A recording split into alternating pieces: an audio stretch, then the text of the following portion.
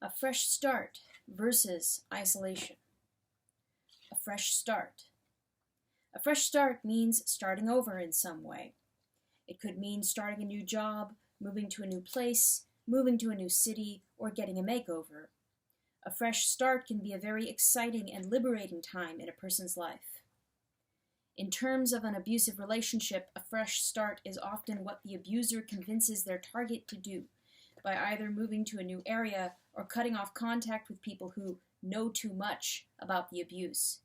Sometimes the target may be the one who pushes for a fresh start in order to ease their cognitive dissonance and distance themselves from all the reminders of the cheating, lying, stealing, and manipulation that happened. Together, they may build up this fantasy of creating a fresh start in a new town where they don't know anyone, or they will talk about starting over in life with just each other. The problem with this is that the abuser's past behavior isn't the problem. The problem is that the abuser is abusive, and that's not something that moving or cutting off contact with other people will fix.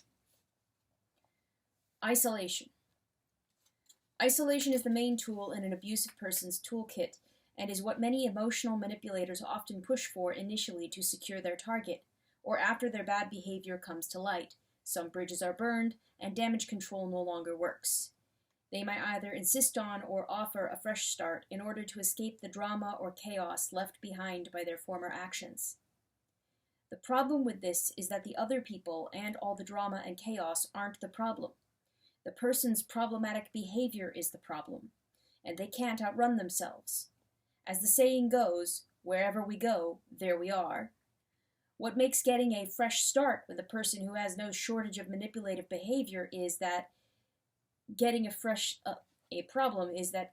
start often involves either moving away from or cutting or reducing contact with former friends, family, a job, or other types of support systems. This romanticized idea of getting a fresh start often serves to restart the idealized phase of narcissistic abuse, as well as to further deepen the cognitive dissonance experienced by their partner, and in turn further deepen their bond by creating this "it's me and you against the world" type of dynamic. Due to cognitive dissonance, Stockholm Syndrome, trauma bonds, and any potential codependency that's going on, it's very common for a partner of a narcissist to want to cling to them and to become very defensive and protective of both them and their relationship. So if anyone in their support system has a problem with their relationship or with them moving away, those people are usually the first ones to have contact cut off, and have now become part of the perceived problem that they are trying to escape. The added challenge is that if the support system never mentions any concerns about their relationship, or that this other person is abusive or narcissistic, then the person in the relationship may spend years or decades without the clarity or validation that there's a problem outside of what they are perhaps thinking are normal relationship issues. The target may then become resentful if others realized they were in an abusive relationship but never said anything. I've found that an effective way to walk this line is to drop a hint and leave it at that. So maybe saying something like, "Google narcissistic abuse and gaslighting." Odds are the target will eventually look up these terms during their search for trying to make sense of things. News story. When I caught my now ex-husband cheating for the third time, we decided to move to a new town and get a fresh start. We sold our home, moved several hours away, and adopted a dog. What I didn't realize is that I was also moving away from my friends and family, and he had become my whole world. It wasn't a fresh start. He was isolating me from the people who were trying to encourage me to leave. Bobby. Appropriate guilt versus inappropriate guilt. Appropriate guilt. Appropriate guilt is when we feel bad for doing something wrong. For example, if you borrowed money from someone and then never repaid it, it would be appropriate for you to feel guilty. Inappropriate guilt. Inappropriate guilt is when we feel bad about our actions even though we didn't do anything wrong. Many targets of abuse tend to feel inappropriate guilt when they stand up for themselves and don't let someone else steamroll over their boundaries. This inappropriate guilt is very common when a target cuts off contact with an abusive person, and that abusive partner begs for a second chance or claims that they need them. In a relationship dynamic with an emotional manipulator, It is very common for the emotion of guilt to be manipulated in order to keep the person stuck in the relationship. The abuser may claim that they didn't mean to act in a hurtful way, didn't know they were being cruel or hurting your feelings. Now realize how hurtful they've been, and that with your help they can change. Have never met anyone like you before, and they feel that they are losing the best thing that's ever happened to them. Have really changed this time, or that this time they want to get into therapy or couples counseling, rehab, or find God. That things will be different. Just please give one more chance. That the children need both parents there, and how they've told you they are committed, even though all their actions when you weren't looking show the opposite. How can you just walk away? Inappropriate guilt is also often used to manipulate others into becoming flying monkeys for a narcissist to do their bidding and to push the target back into the relationship. The narcissist will next go to others around their target, and then using these same pity ploys will get other people involved in pushing the target to give them a second chance. And to an outsider who isn't deeply familiar with abusive relationships, the target's symptoms may look like bipolar or borderline personality disorder. They may be incorrectly diagnosed as such, when really the core issue may be that they have PTSD from being in an abusive relationship, especially when there has been a high degree of psychological abuse present. A great way to tell if you are experiencing inappropriate guilt is to ask yourself if you are feeling bad by holding a boundary or otherwise acting in a way that you need to in order to keep yourself safe and sane. If this is the case, then odds are there is some manipulation going on, because normal, healthy people don't have a problem with other people's boundaries. They respect them and then adjust accordingly. If your setting a boundary upsets someone in your life, especially a person who is crazy-making, controlling, or otherwise abusive, pay close attention to this, because you just found the line for where their respect for you ends. New story. Oh, I've been driven by inappropriate guilt pretty much my whole life, starting with my mother. I was always made to feel guilty if I ever said no, did something she didn't like, or tried to set a boundary. When I married my husband, he was very much the same way. I still struggle with guilt over divorcing him and no longer having any contact with him. He'll call or text me periodically because he's bored, horny, or needs attention or money, and tries to guilt me into talking to him. But I've done a good job of not caving into that guilt. He's a master manipulator, and I see him for what he is. Sasha. New story. I have experienced this with my own sister. She continues to occasionally push for us to go to therapy together through flying monkeys or letters, even after several years of no contact. She doesn't ever actually offer to change, but she sees no value or use in going to therapy alone. Nope, she needs me to go with her. At first I experienced tremendous guilt and agonized over not agreeing to go with her because I really thought she might be sincere. Since some time has gone by, I am eternally grateful to my therapist who has supported me and helped me hold the line and tell her, no, you need to go on your own. I've already tried to work with you and it almost killed me, so no. But if you ever do decide to go, then have your therapist contact my therapist, and then at that point I will reevaluate whether joint therapy could be helpful after you've done your own work. So far, to my knowledge, she never set foot in a therapist's office. Lucy. Being appropriately emotional versus being overly emotional. Being appropriately emotional. Being appropriately emotional is when a person's emotions fit the situation. It's normal to be sad when something sad happens, or when thoughts of previous sad events surface. It's normal to be scared or startled when something scary, sudden, or strange happens. It's normal to have your feelings hurt or to get offended or upset if someone makes you the butt of a joke, teases you in a hurtful way, calls you names, or yells at you. It's normal to feel confused when you're being manipulated or when you have cognitive dissonance. It's normal to feel jealous if your partner is talking about how sexy or desirable someone else is. And it's normal to feel suspicious if your partner is being secretive about messaging other people, hiding their phone, or is acting in ways that are suspicious. Normal emotions during and after an abusive relationship. When a person is traumatized, it is very common for them to experience all kinds of psychological and seemingly neurological or medical issues, and to feel like they are being overly emotional, and in many ways they are, but this is because they have been traumatized.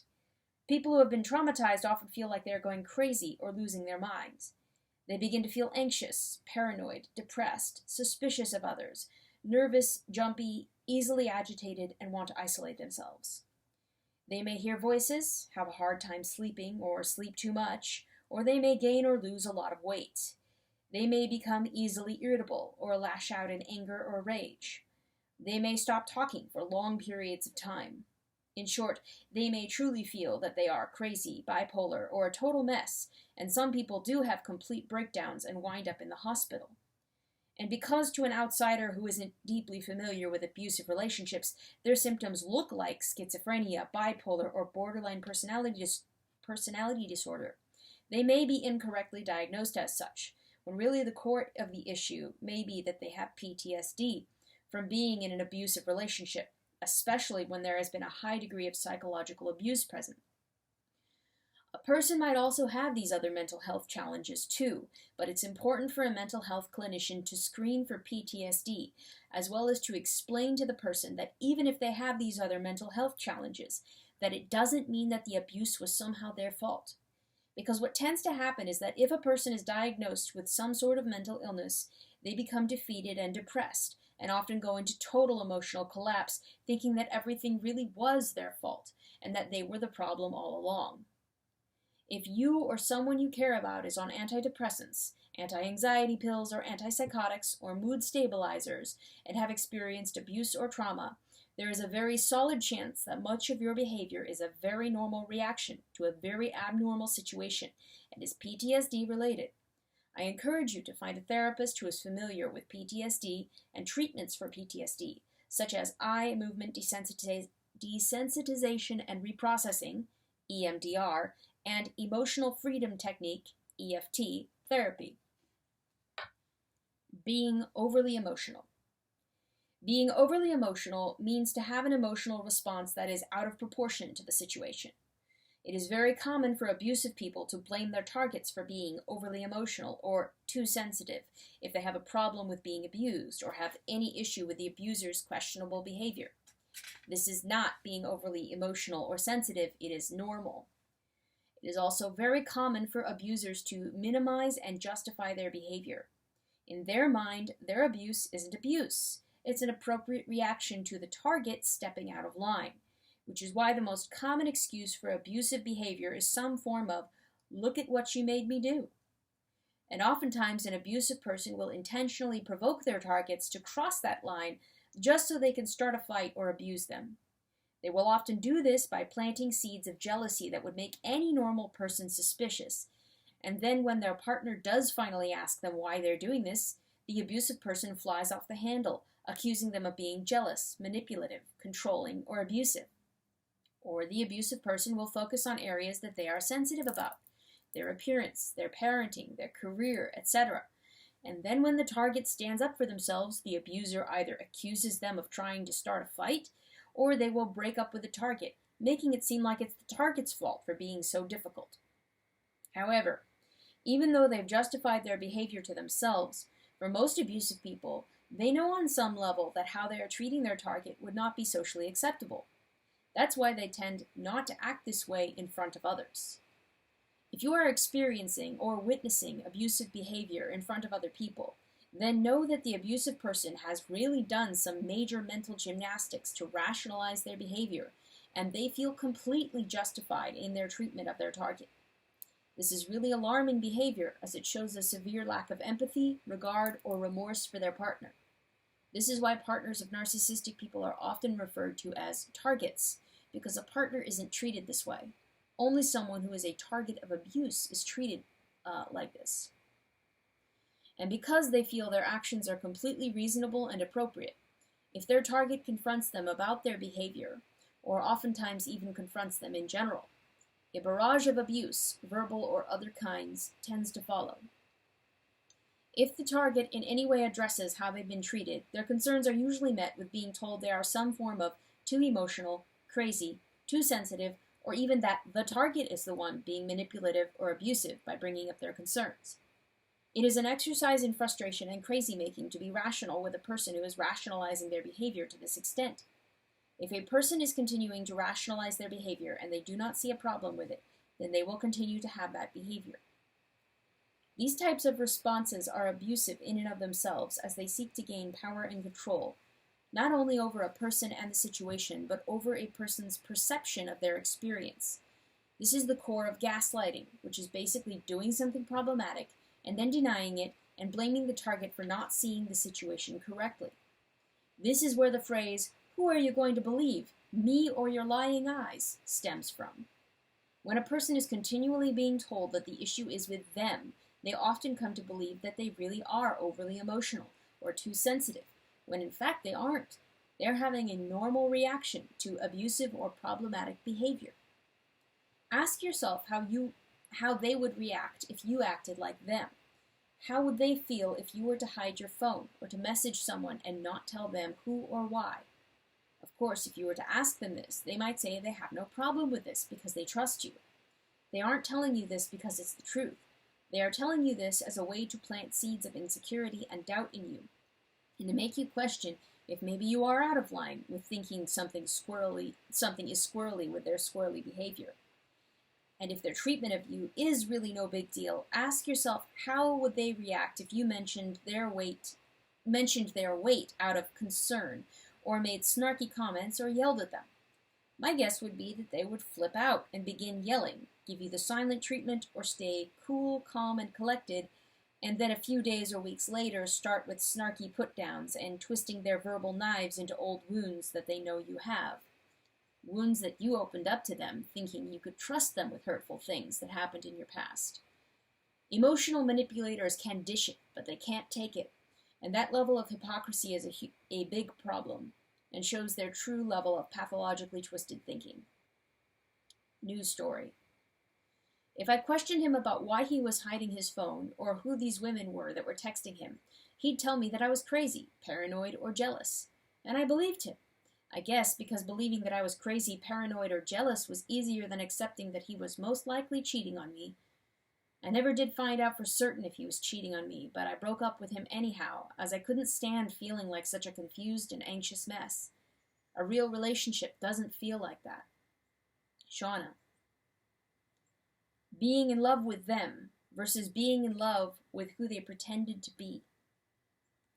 Being in love with them. Abusive relationships are confusing and intense relationships.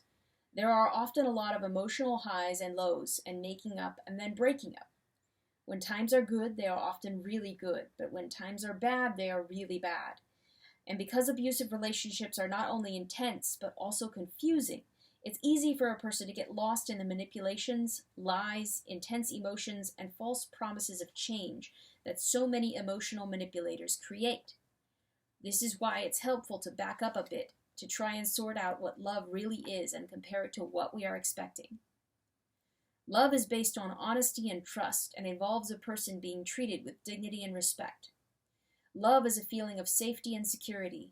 Love is knowing where you stand and knowing that the other person is on the same team as you. If these elements aren't present, then it's not love.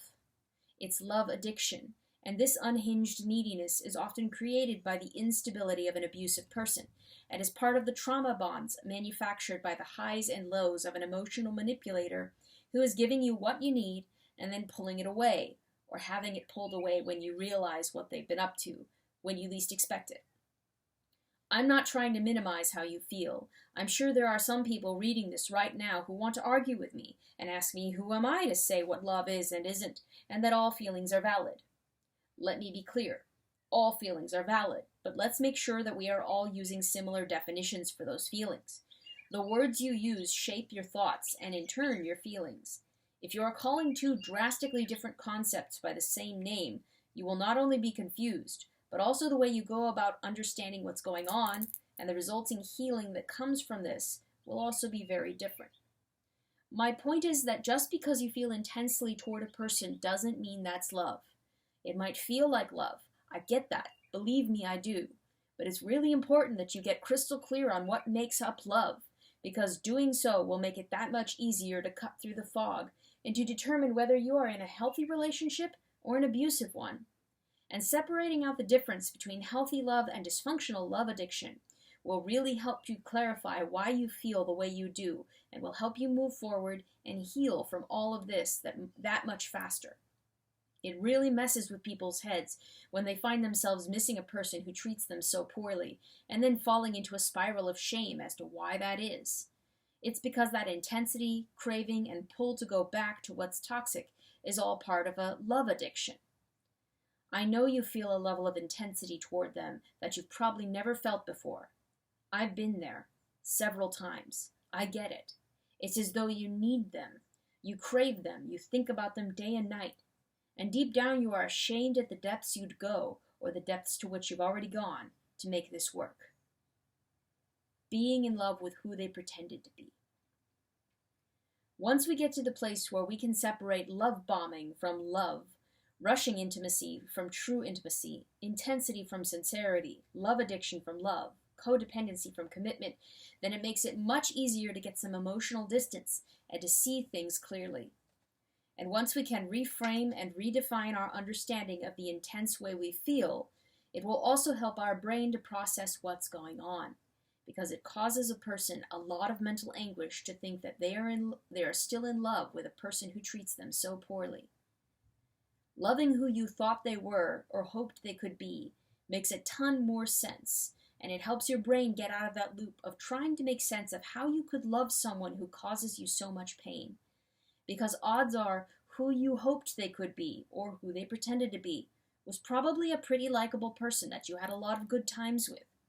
And odds are most people would like the charming, likable, vulnerable side of them too, and that's what they are relying on.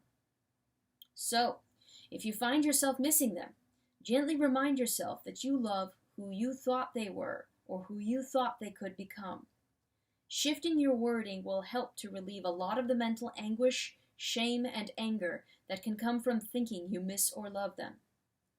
There's an exercise that I encourage people to do that really helps to see their behavior clearly and to not get sucked back in, and that's what I call writing out your "for when you miss him or her" list. List all of the hurtful, harmful, and hateful things they did in bullet point format, so it's fast to read, because once those feelings of nostalgia kick in a chain reaction of feelings, because once those feelings of nostalgia kick in, a chain reaction of feelings happens fast that tend to be a slippery slope into reopening contact. So when nostalgia kicks in, and it usually will, you can go back and read your list. It will help to remind you that this person has two very different sides to themselves, and why you need to move forward and not go back to them or anyone like them ever again. News story. One of the hardest things for me to understand was how I could love a man who was so cruel to me. I knew how sick this was, and I felt so ashamed that I still had feelings for him. Then someone in a support group told me that I didn't love him, that I loved who he pretended to be and who I wished he was, and that made a lot more sense. After all, the guy he pretended to be was a great guy, and anyone would have liked that guy, but that's not who he really was, and that's why I left. Sasha. Workable behavior versus deal breakers. Workable behavior. Workable behavior is any behavior that you decide is not a deal breaker for you. Not me, not your parents, not your spouse, not your therapist, you. And while it's much easier to determine the difference between what's workable and what's a deal breaker before you get emotionally invested in a person or a situation, it oftentimes takes us being in really toxic situations for us to get the clarity that we never want to be in a situation like that again. Deal breakers. A deal breaker is any behavior that you decide is an instant, "I'm out."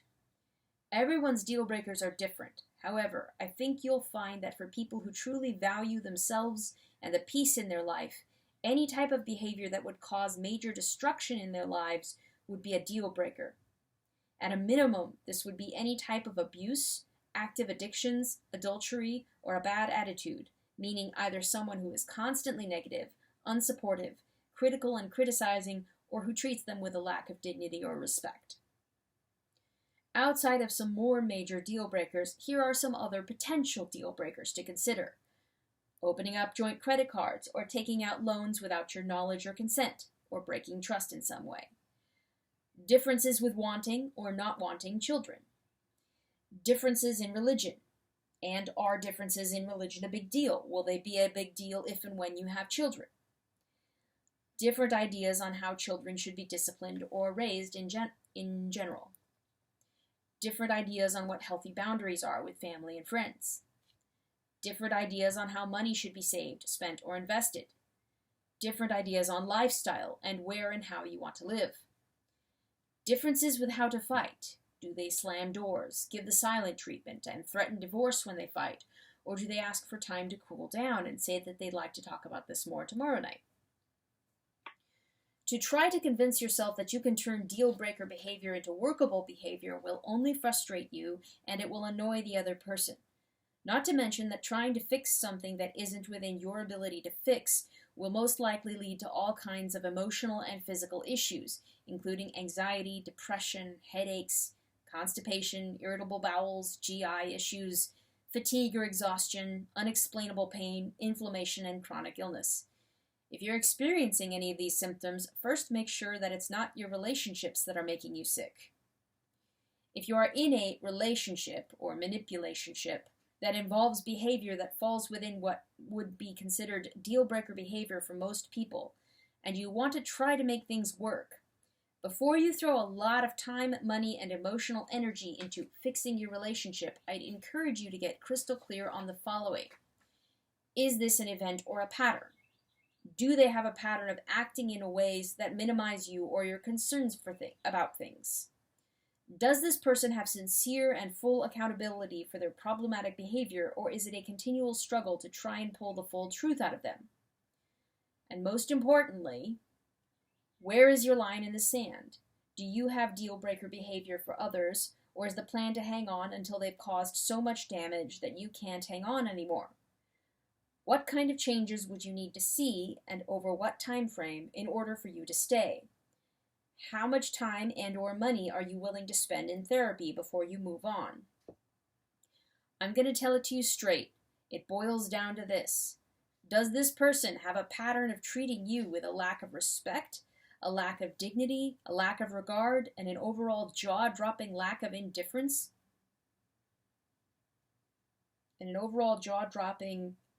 Indifference. If the answer is yes, then you would be wise to make this deal breaker stuff.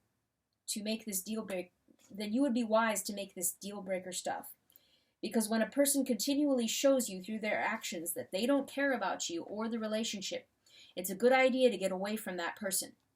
Normal, healthy adults don't have the moral compass of a sociopath, and to think that deep down they could actually have a moral compass will only lead to you being let down, disappointed, angry, and hurt in the long run. Because what tends to happen is that they don't change, they just get better at hiding their deceit. They might say that they care and promise to change, but look at their actions. Not their actions when they've been caught or when they claim to be sorry. I'm talking about their actions when they think you haven't been looking. That's who people really are. And while Benjamin Franklin once said that there are only two things that are certain in this life, death and taxes, I'm going to add a third one to that list. And that is, when a person is a chronic liar, what you think you know is only the tip of the iceberg. So if you find out that they are acting single when you aren't looking, then you'd be wise to cut them loose and let them be single. It's a big fat waste of your time, energy, and money to be espoused to a person who acts like they are single when you aren't around. And it's a mistake to expect loyalty from someone who won't even give you honesty. News story. It wasn't until recently that I realized that I had the mindset that everything was and should be workable. I didn't even know people with such pathological behavior existed. Actually, I guess I did know, but I always thought I'd be able to spot them. I didn't realize that a person could, or would, claim to be a Christian, go to church every weekend, go to such great lengths to act like the most amazing husband and father, and live a double life. It took me over 20 years of being married to a man who was a chronic liar and cheater to fully realize that he was never going to change. I thought that commitment was forever, and that everything was workable. I didn't have deal breakers, and I didn't believe in divorce. I was the perfect target for him, and he knew it from day one. I had a pretty ideal childhood, and my parents were happily married for close to 50 years before my father died. I knew relationships were hard work, and I wanted to do whatever it took to have a relationship like my parents had. I kept thinking that my ex would eventually see the light and change. None of us realized just how manipulative my ex-husband was, and we all believed his excuses and lies for years. My ex borrowed I don't even know how much money from my parents, which he never repaid, and recently I found out he has a child with another woman. The damage he's done to our family is horrendous. Stacy.